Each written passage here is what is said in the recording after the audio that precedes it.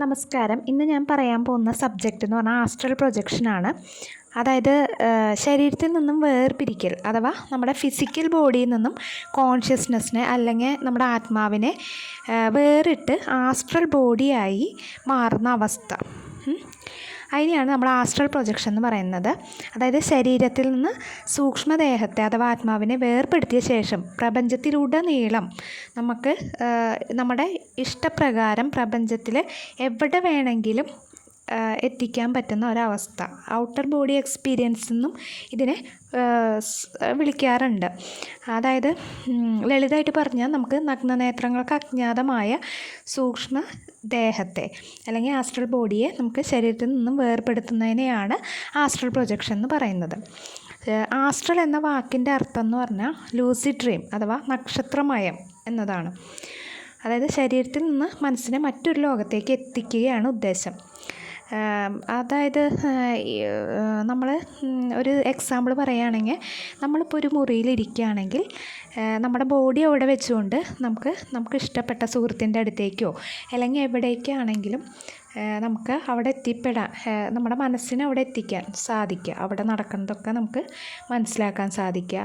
അതായത് അതാണ് outer body experience. ചിലർ നിയർ ഡെത്ത് എക്സ്പീരിയൻസിലൊക്കെ ഈ ഔട്ടർ ബോഡി എക്സ്പീരിയൻസ് പറയുന്നുണ്ട്. അതായത് ഒരാൾ കോമ സ്റ്റേജിലോ അല്ലെങ്കിൽ ICUവിൽ വളരെ ക്രിട്ടിക്കലായിട്ടുള്ള സിറ്റുവേഷനിലൊക്കെ കിടക്കുമ്പോൾ അവർക്ക് പ്രിയപ്പെട്ടവരെ ആ ICUവിൽ കിടന്നുകൊണ്ട് തന്നെ അവരുടെ ആത്മാവിനെ അവരെ പ്രിയപ്പെട്ടവരുടെ അടുത്തേക്ക് എത്തിക്കാൻ സാധിക്കുക, അല്ലെങ്കിൽ മനസ്സിനെ അവരുടെ പ്രിയപ്പെട്ടവരുടെ അടുത്തേക്ക് എത്തിക്കാൻ സാധിക്കുക, അവിടെ നടക്കുന്ന സംഭവങ്ങളൊക്കെ അറിയുക. അതല്ലെങ്കിൽ നമ്മൾ ആ ഹോസ്പിറ്റലിൽ ഇരിക്കുമ്പോൾ തന്നെ ICUയുടെ മുകളിലേക്ക്, അതായത് ആത്മാവിനെ മുകളിലേക്ക് പ്രവേശിച്ചിട്ട് അവിടെ നടക്കുന്ന എല്ലാ സംഭവങ്ങളും അവർ എന്തൊക്കെയാണ് പറയണത് അതൊക്കെ അറിയാൻ സാധിക്കുക. അതായത് അബോധാവസ്ഥയിൽ കേട്ടോ.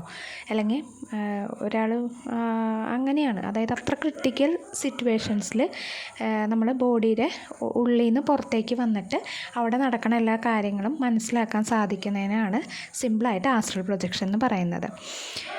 പിന്നെ ഇത് നമ്മുടെ പാശ്ചാത്യ ലോകത്ത് ഈജിപ്ത്, ചൈന, ഇന്ത്യ, ജപ്പാൻ, പടിഞ്ഞാറൻ ആഫ്രിക്കയിലെ ആദിവാസി ഗോത്രവർഗ്ഗങ്ങൾക്കിടയിലൊക്കെ പണ്ട് തൊട്ടേ ഇത് പരിശീലിച്ച് വരുന്ന ഒന്നാണ്. നമ്മൾ പണ്ട് എന്താ പറയുക, ഒടിവിദ്യ എന്നൊക്കെ പറഞ്ഞ് പ്രചരിച്ചിരുന്നില്ലേ, അതൊക്കെ ഈ ആസ്ട്രൽ പ്രൊജക്ഷൻ്റെ ഒരു ഭാഗം തന്നെയാണ്. പിന്നെ മതഗ്രന്ഥങ്ങളായിട്ട് പറയുകയാണെങ്കിൽ നമ്മൾ ബൈബിളിൽ അതിൻ്റെ ഒരു സൂചനകളുണ്ട്. അതായത് കരിങ്ടൺ, മൾഡൂൺ, പീറ്റർസൺ, വില്യംസ് എന്നിവരൊക്കെ അവകാശപ്പെടുന്നത് സൂക്ഷ്മമായ ശരീരം ഒരു മനഃശാസ്ത്രപരമായ